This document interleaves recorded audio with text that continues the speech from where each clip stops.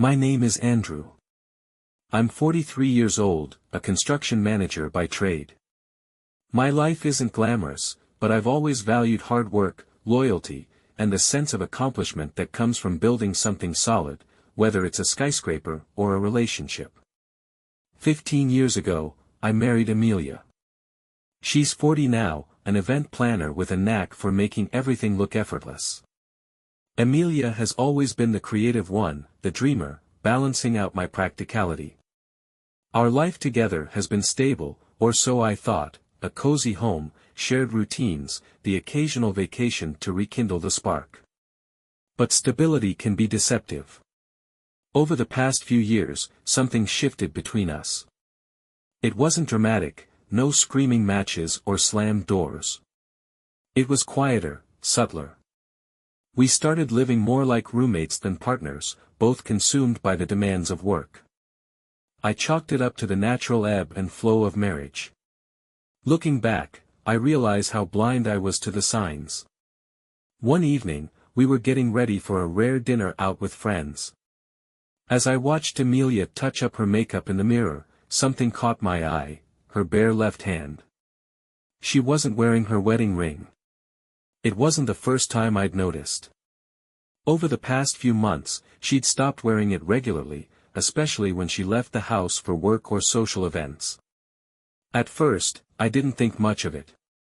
She'd always been particular about her jewelry, swapping pieces to match her outfits. But lately, it felt more deliberate. "Hey," I said casually, "you're not wearing your ring again." She glanced at me in the mirror, her expression unchanging. "Oh, I just forgot," she said with a shrug. I didn't want to risk losing it at work. Her tone was light, dismissive. But something about it didn't sit right with me. "You've been forgetting it a lot lately," I said, trying to keep my voice even. She turned to face me, her eyes narrowing slightly. "Andrew, it's just a ring. It doesn't mean I love you any less." That should have been enough to put my mind at ease. But as I stood there watching her slip on a bracelet, perfectly coordinated with her dress, I couldn't help but feel uneasy. A wedding ring isn't just a piece of jewelry. It's a symbol, a reminder of the vows we made, the life we promised to build together. And the fact that she could so easily leave it behind gnawed at me in a way I couldn't explain. That night, as we sat across from each other at the restaurant, surrounded by friends and laughter, I couldn't stop glancing at her hand. The absence of that small gold band felt like a void, one that mirrored the growing distance between us. I didn't know it then, but that void was about to consume everything I thought I knew about our marriage. The days after that dinner passed uneventfully, at least on the surface. Emilia and I settled back into our routines, her busy with event planning, me juggling deadlines at the construction site. But my unease about her missing wedding ring lingered. At first, I tried to ignore it. Maybe she really was just being practical, leaving the ring at home to avoid damaging it or losing it at work. Emilia had always been meticulous about her appearance, it wasn't out of character for her to prioritize style over tradition. But the pattern became harder to ignore. One Saturday morning, as she was heading out to meet a client, I noticed again, no ring. She wore a sleek black dress, her hair neatly styled, her makeup flawless. Everything about her looked polished and deliberate, except for the glaring absence on her left hand. "You're not wearing your ring?" I asked, leaning against the kitchen counter as she grabbed her purse. She glanced at her hand, as if she hadn't noticed. "Oh, right. I must have left it upstairs. I'll grab it later." Her tone was breezy, but she didn't go back to get it. Instead, she kissed me on the cheek and headed out the door.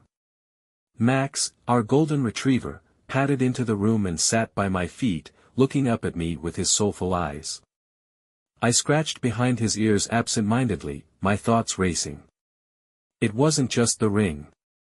Emilia's attention to her appearance had become more pronounced lately, new dresses, a gym membership she hadn't mentioned until she signed up, subtle but noticeable changes to her makeup routine.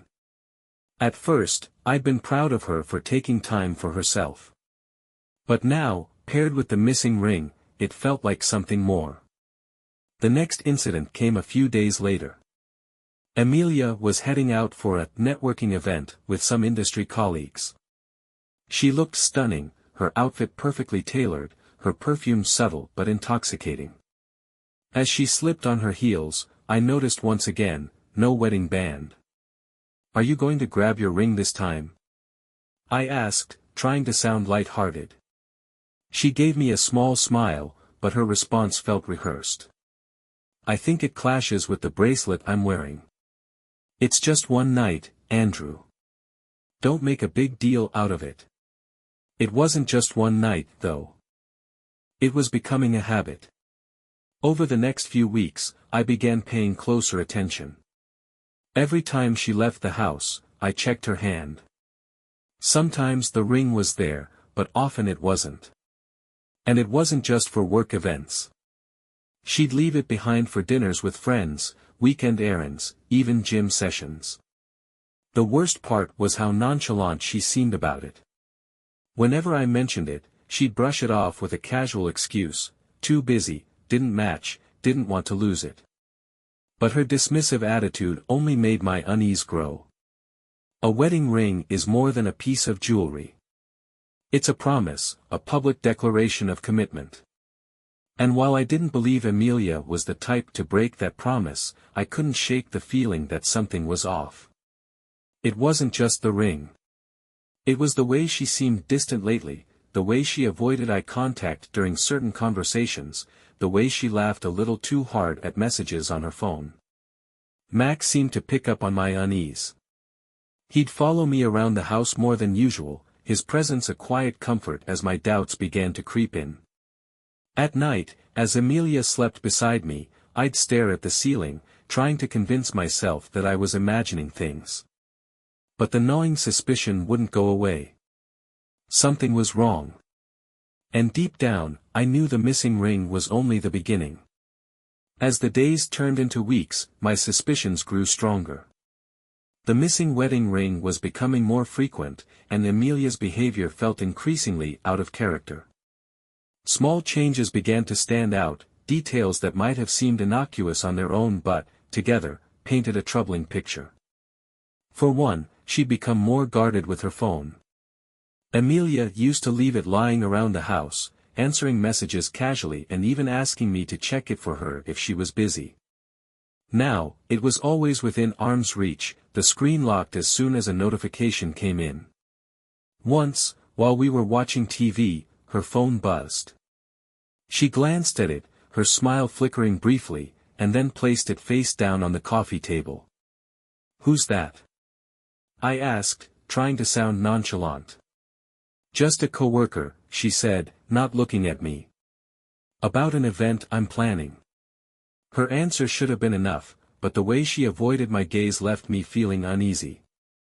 Her social calendar also seemed busier than ever. Networking events, late meetings with clients, dinners with friends, she always had a reason to be out of the house. At first, I chalked it up to the demands of her job. Being an event planner meant odd hours and constant connections. But the frequency and the lack of detail began to bother me. One evening, she came home later than usual, her cheeks flushed and her hair slightly tousled.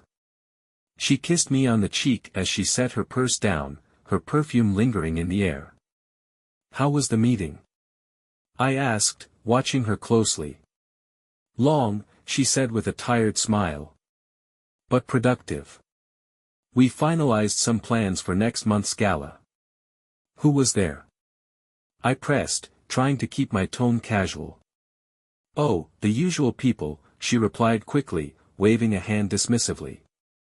"Nothing interesting." She changed the subject before I could ask more, but the vagueness of her answer lingered. Then there were the unexplained absences. One Saturday, she told me she was meeting a client for coffee to discuss a wedding. Hours later, I saw her Instagram story, a photo of a cappuccino and a pastry at a cafe across town, captioned, "Much needed me time." When she came home, I didn't mention it, but the discrepancy gnawed at me. Why lie about something so simple? Max, as always, was my silent observer. He seemed to pick up on the tension, his dark eyes watching me closely whenever Emilia left the house. Sometimes he'd sit by the door after she was gone, his head tilted slightly, as if sensing my unease. I tried to push the thoughts aside, to focus on work and keep myself busy. But the more I noticed, the harder it became to ignore. One night, unable to sleep, I found myself scrolling through photos on my phone. There was a picture from our anniversary dinner last year, Emilia smiling brightly, her hand resting on mine, her wedding ring catching the candlelight. I stared at the image, feeling a pang of sadness. That night had felt so effortless, so full of love. But now, that memory felt distant, like it belonged to a different version of us. I wanted to believe that everything was fine, that I was overthinking. But the signs were becoming harder to dismiss. The missing ring, the vague explanations, the shift in her demeanor, it all pointed to something deeper. And as much as I didn't want to admit it, I knew I had to find out the truth. The more I tried to push my suspicions aside, the more they gnawed at me. Emilia's behavior, once so predictable and comforting, had become a puzzle I couldn't piece together. It wasn't just the missing wedding ring or her vague excuses, it was the small, inconsistent details that didn't add up. One evening, Emilia announced she had a late meeting with a client at a downtown venue. "It's for a big charity gala," she said, slipping on a sleek black blazer. "I'll probably be back late, so don't wait up." "Who's the client?" I asked, trying to sound casual. She paused for a moment, adjusting her bracelet. "Oh, just someone from the foundation. I can't remember his name, it's all in the emails." Her answer felt deliberately vague, but I didn't press her. Instead, I nodded, watching as she grabbed her purse and walked out the door. Max padded into the room moments later, his tail wagging slightly as he sat at my feet. "What do you think, buddy?" I asked, scratching behind his ears. His response was a soft whine, as if he could sense my unease. Later that night, curiosity got the better of me. I sat on the couch, scrolling through her Instagram profile. Most of her posts were harmless, pictures of beautifully arranged tables, glowing brides, and elegant event setups. But one post caught my attention, a photo of a dimly lit venue with the caption, "Planning magic late into the night sparkles." The post was from a week earlier, on another night she'd been meeting a client. The timestamp showed it was uploaded at nearly midnight. Something about it didn't sit right with me. I started paying closer attention, noticing patterns in her absences. She'd always had a busy schedule, but lately, her meetings seemed to follow a specific rhythm, certain days, certain times, always with the same level of vagueness about who she was meeting or where she was going. One Saturday, while Emilia was supposedly running errands, I decided to do something I never thought I'd do, check her laptop. It felt wrong, like crossing an invisible line in our marriage. But my need for answers outweighed my guilt. Her email was open, and most of the messages were work-related, just as I expected. But then I noticed a thread titled, "Thursday Night Follow-Up." The sender's name was unfamiliar, Marcus B. And the subject line was innocuous enough. But as I skimmed through the messages, my stomach tightened. The emails weren't explicit, but they were personal. Phrases like, "looking forward to seeing you again," and "last time was amazing," jumped out at me, their implications impossible to ignore. I closed the laptop and leaned back on the couch, my heart pounding. The evidence wasn't conclusive, but it was enough to confirm my worst fears. Emilia wasn't being honest with me. That night, I couldn't sleep. I lay in bed staring at the ceiling, replaying every conversation, every excuse, every time she left the house without her ring. Max lay beside the bed, his steady breathing a small comfort. I reached down to scratch his head, whispering, "What do I do, Max?" He looked up at me with his big, trusting eyes, as if to say, "You already know." And he was right. I couldn't ignore the signs any longer. I had to find out the truth, no matter how much it hurt. For days after finding those emails, I wrestled with whether to confront Emilia. Part of me wanted to avoid the truth, to keep pretending everything was fine. But the other part, the part that couldn't stop replaying her vague excuses and the damning phrases in those emails, knew I couldn't stay silent.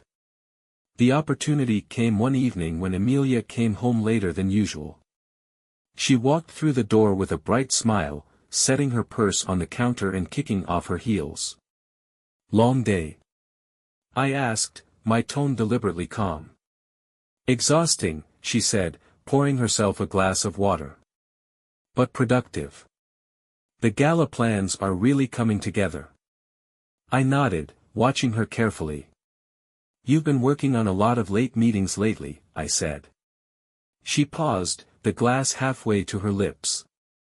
"Yeah, well, that's the nature of the job," she said with a shrug. "Clients want to meet after hours. Like Marcus B."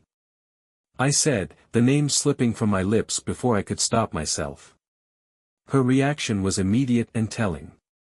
Her eyes widened, and for a moment, she froze. Then she quickly recovered, setting the glass down on the counter. "Who?" I took a deep breath, standing up from the couch. "Marcus B," I repeated. "The guy from your emails. The one you've been meeting late at night. The one you seem to be looking forward to seeing." Her face paled, and she took a step back. "You went through my emails?" she asked, her voice trembling. "I did," I admitted. "And I'm not proud of it. But what I found." "Emilia, you haven't been honest with me, have you?"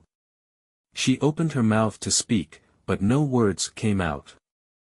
"Do you know how many times I've noticed you leaving without your wedding ring?" I continued, my voice rising. "How many times you've given me some vague excuse about a meeting or an event. I wanted to believe you, Emilia. I wanted to trust you. But then I saw those emails, and now I don't know what to believe." Tears filled her eyes, and she shook her head. "It's not what you think," she said quickly. "Marcus is a client. That's all. Clients don't talk about last time being amazing," I shot back. "They don't send emails like that." She looked away, her shoulders slumping. "I never meant for it to go this far," she whispered. Her words hit me like a punch to the gut. I stared at her, waiting for an explanation, a justification, something that would make this hurt less. "I felt invisible, Andrew," she said, her voice barely audible. "You've been so focused on work, on everything else, and I needed to feel something. I didn't plan for this to happen. It just did." I took a step back, feeling the weight of her confession settle over me. "So it's my fault?" I asked, my voice trembling. "No," she said quickly, shaking her head. "I'm not blaming you. I'm sorry, Andrew. I messed up. I know I did. But I want to fix this. I'll end it with Marcus. I'll do whatever it takes." Her words sounded sincere, but they felt hollow. I couldn't shake the image of her bare hand, the emails, the late nights. "Do you even understand what you've done?" I asked, my voice breaking. "You didn't just hurt me, Emilia. You broke us." Max let out a soft whine from his spot by the couch, as if echoing my feelings. "I need time," I said finally, my voice hollow. "I don't know if I can forgive you, Emilia. I don't know if I even want to." Without waiting for her response, I walked out of the room, Max following close behind. As I closed the door to the bedroom, I felt a wave of grief wash over me, knowing that the life we built together might never be the same again. The days following Emilia's confession were some of the most agonizing of my life. I couldn't eat, couldn't sleep, couldn't think about anything other than her betrayal. It felt as if the foundation of our marriage had crumbled beneath me, leaving nothing but jagged pieces I didn't know how to fit back together. Emilia tried to reach out, offering apologies that felt rehearsed and assurances that felt too late. "I've blocked Marcus," she said one evening, standing in the doorway to the guest room where I'd been sleeping. "I'll do whatever it takes to fix this, Andrew. Please, just talk to me." But I couldn't. Not yet. Every time I looked at her, I saw the emails, the lies, the empty space on her finger where her wedding ring should have been. Max, as always, was my shadow. He seemed to sense my anguish, staying close and nuzzling me whenever I sank too deeply into my thoughts. His quiet presence was a lifeline, reminding me that not everything in my world had been shattered. I tried to throw myself into work, but even that felt hollow. My mind wandered constantly, replaying every moment that had led us here. I thought about the early days of our marriage, the laughter, the shared dreams, the promises we made to each other. And I thought about how far we drifted from that. Part of me wanted to believe Emilia. She'd been remorseful, offering to attend therapy, to rebuild what she'd broken. But another part of me couldn't shake the image of her with Marcus, the casual intimacy of their emails. One evening, after hours of silence between us, Emilia approached me again. She held out her hand, her wedding ring glinting under the soft light of the living room. "I put it back on," she said quietly. "I know it doesn't fix anything, but I want you to know that I'm committed to trying. To us." Her voice cracked on the last word, and I could see the tears brimming in her eyes. I stared at her for a long moment, torn between anger and a flicker of hope. The ring was back on her finger, but its meaning felt different now, less a symbol of love and more a reminder of how fragile our marriage had become. "I don't know if I can trust you again," I said finally, my voice raw. "I understand," she said, her tears spilling over. "But I'll keep trying until you can. I promise." Her words stayed with me that night as I lay awake in the guest room, Max curled up at my feet. I wanted to believe her, to believe that we could somehow salvage what we'd lost. But the pain was still too fresh, the wounds too deep. For now, all I could do was take it one day at a time, unsure if I was moving toward forgiveness or further away from it. Over the next few weeks, Emilia made good on her promises. She attended therapy sessions, both alone and with me, and made every effort to rebuild the trust she'd shattered. She kept her phone unlocked and openly shared her schedule, answering my questions without hesitation. I wanted to believe her sincerity. I wanted to believe that the ring back on her finger meant something. But trust doesn't come back easily, not after it's been broken so completely. Therapy became a lifeline for us. Our therapist, a soft-spoken woman named Dr. Hayward, encouraged us to communicate openly, even when it was difficult. "You need to allow yourself to feel the anger, Andrew," she said during one session. "But you also need to decide what you want to do with it. Are you willing to let it control you, or can you use it to move forward?" Her words struck a chord, though I wasn't sure if I was ready to move forward yet. Emilia, for her part, was unrelenting in her efforts. She began prioritizing our time together, suggesting date nights or simple evenings spent cooking dinner at home. She even started joining me on walks with Max, something we hadn't done together in years. One evening, as we strolled through the park, she reached for my hand. "I miss this," she said softly. I didn't pull away, but I didn't squeeze her hand either. "So do I admitted, my voice distant. There were moments when I thought we were making progress, moments when the weight of her betrayal didn't feel so suffocating. But then, there were also moments when doubt crept back in, when I wondered if she truly understood the depth of the hurt she'd caused. Max, as always, was my barometer. He seemed more at ease around Emilia now, wagging his tail when she came home or nudging her for attention during dinner. It was a small sign, but it gave me a glimmer of hope that maybe we could find a way forward. One night, after weeks of tense but steady progress, Emilia surprised me with a gesture that caught me off guard. She handed me a small box, her eyes filled with uncertainty. "What's this?" I asked, hesitating before opening it. "Just, something I've been thinking about," she said quietly. Inside the box was a new wedding band, simple and elegant. "I thought maybe we could start fresh," she said, her voice trembling. "A new ring, a new beginning. If you're ready." The gesture was unexpected, and for a moment, I didn't know how to respond. The new ring felt like a symbol of her efforts, a tangible reminder that she was trying to make things right. But it also reminded me of how much we'd lost. "I'll think about it," I said finally, closing the box. Her face fell slightly, but she nodded. "That's all I can ask," she said. That night, as I held the box in my hands, I felt a flicker of something I hadn't felt in months: hope. It was fragile, barely there, but it was enough to keep me from walking away, at least for now. The new wedding band sat on my nightstand for days, untouched. I wasn't ready to wear it yet, but its presence felt significant, like a small beacon of hope amidst the lingering darkness of betrayal. Emilia continued to make efforts to mend our relationship. She initiated meaningful conversations, asking about my day and genuinely listening to my responses. She became more present, leaving her phone in another room during meals and dedicating her weekends to us instead of work. We even started cooking together again, a ritual we'd abandoned long ago. One evening, as we chopped vegetables side by side, I caught myself smiling at something she said. It was a fleeting moment, but it reminded me of the connection we once had.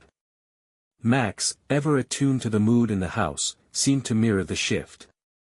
His tail wagged more often, and he alternated between curling up at my feet and sitting beside Emilia, nudging her hand for attention.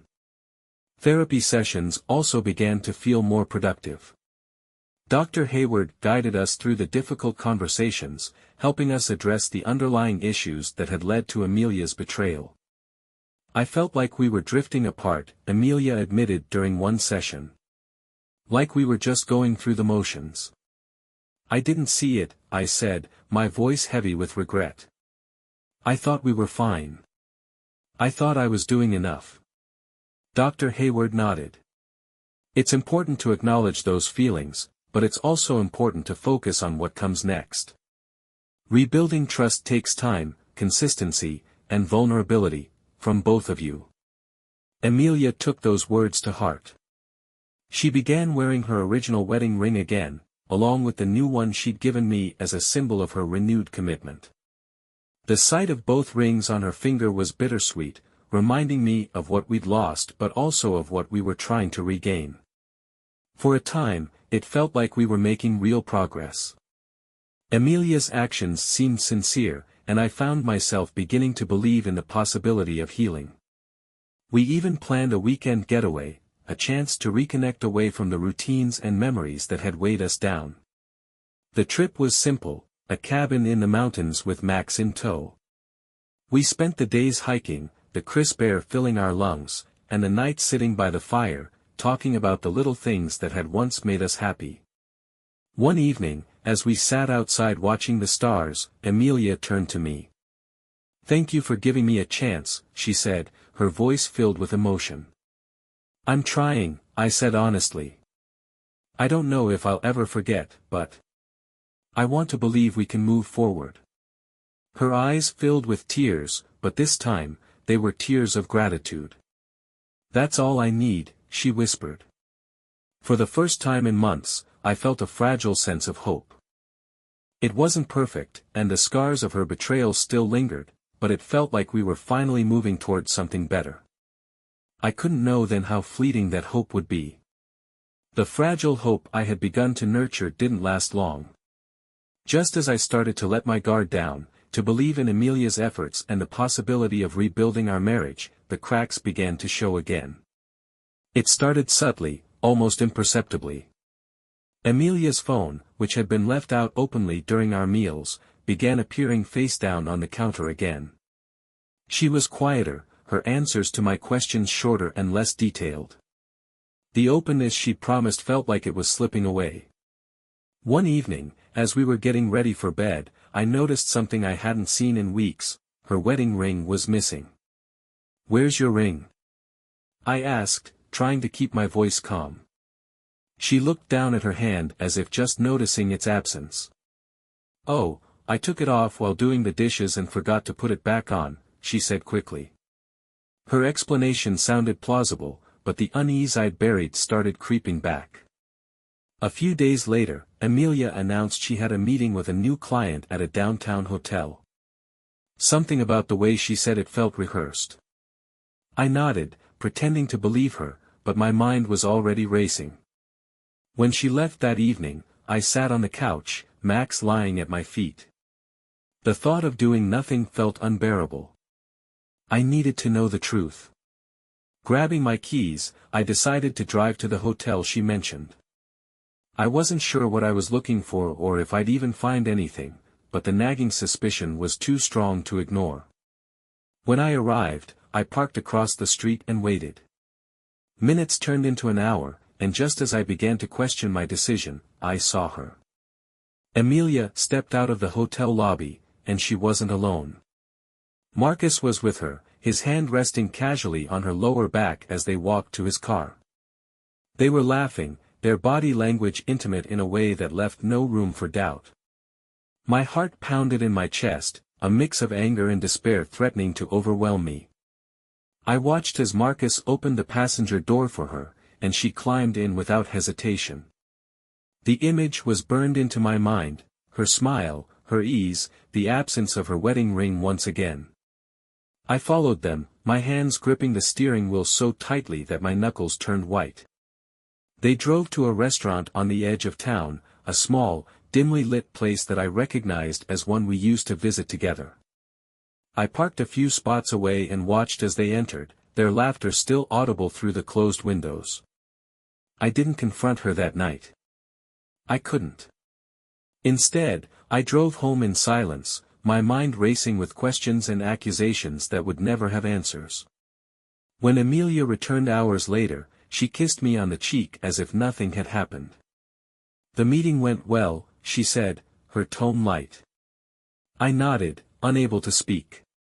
That night, as I lay awake, the hope I'd been clinging to crumbled completely.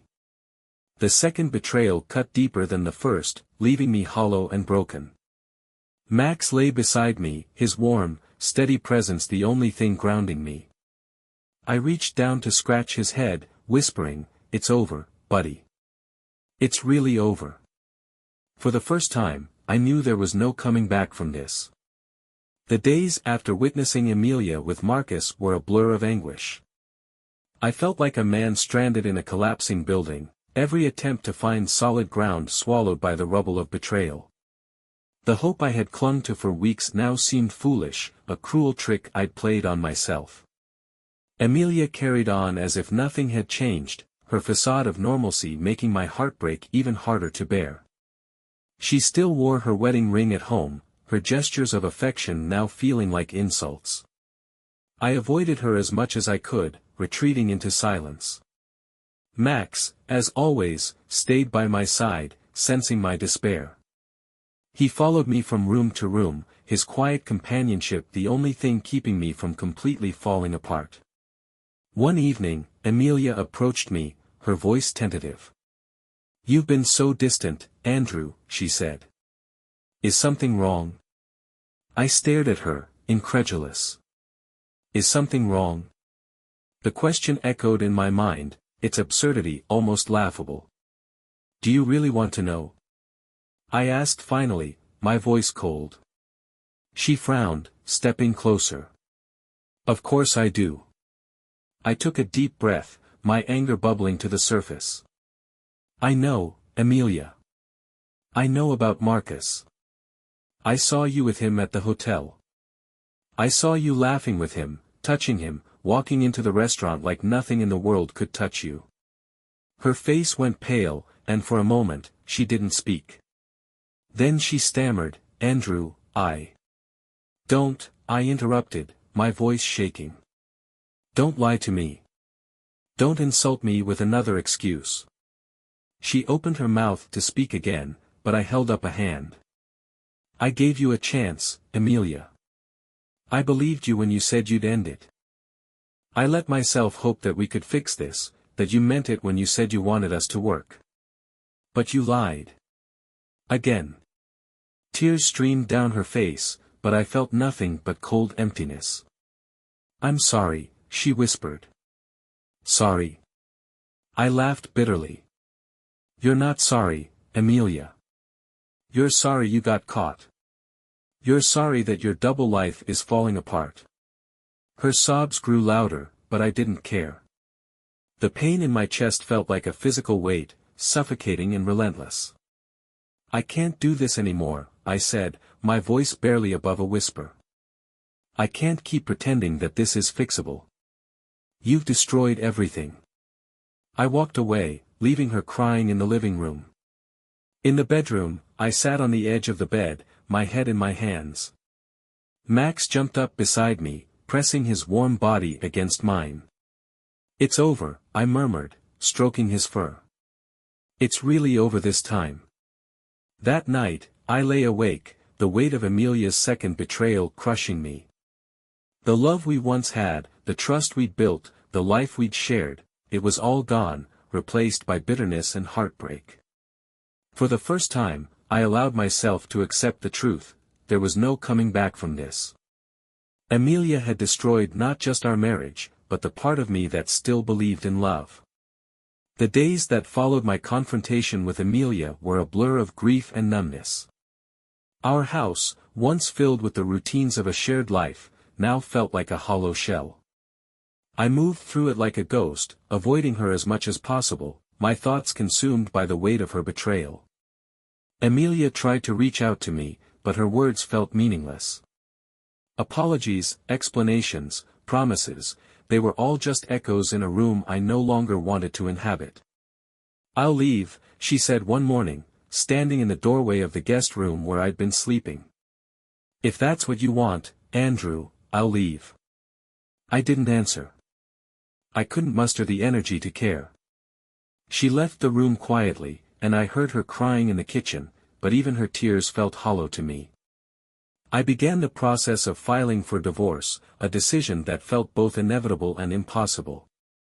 Each form I filled out, each call I made to a lawyer, was a reminder of everything we'd lost.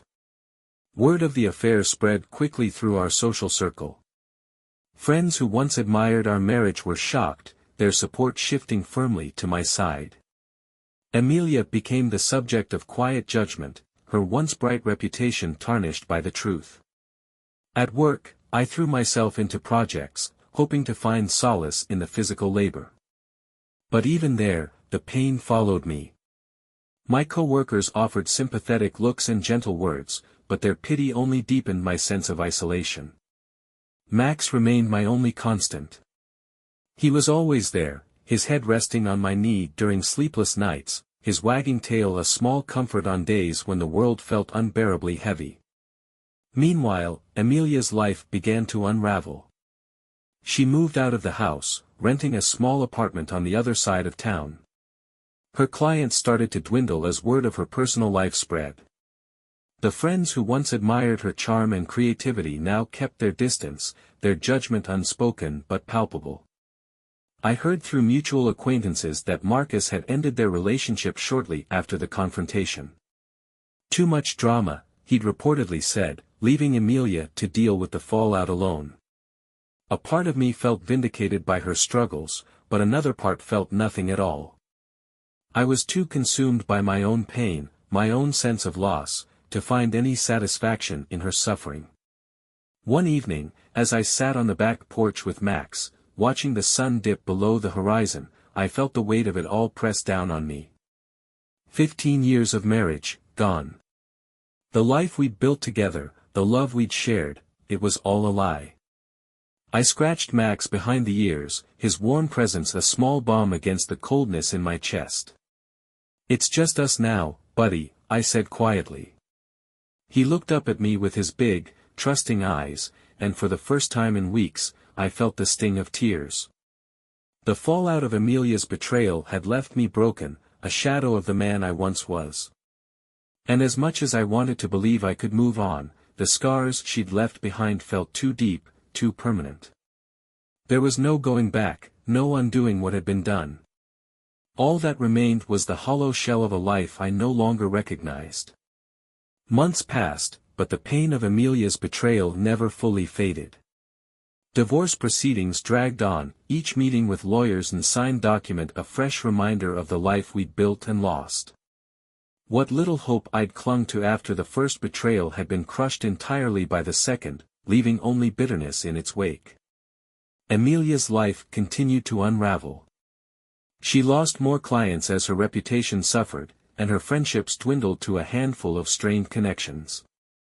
Marcus, the man she'd risked everything for, had abandoned her, leaving her to face the consequences alone. I heard through mutual acquaintances that she was struggling to make ends meet, taking on smaller, less prestigious events just to pay her bills. Part of me wanted to feel vindicated, but all I felt was emptiness. Her downfall brought no satisfaction, only a hollow acknowledgement that betrayal destroys everyone involved. My own life felt like a shadow of what it once was. I avoided social events, keeping my distance from well-meaning friends who didn't know how to address my pain. My relationship with my family became strained, their attempts to console me feeling more like pity than support.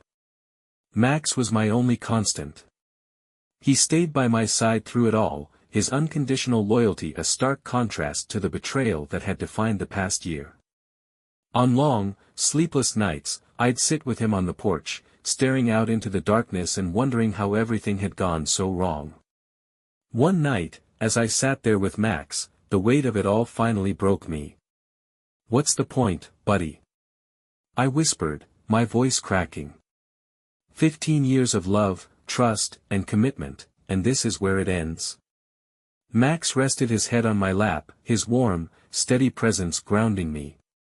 He didn't have answers, but his quiet companionship reminded me that, in some small way, I wasn't entirely alone.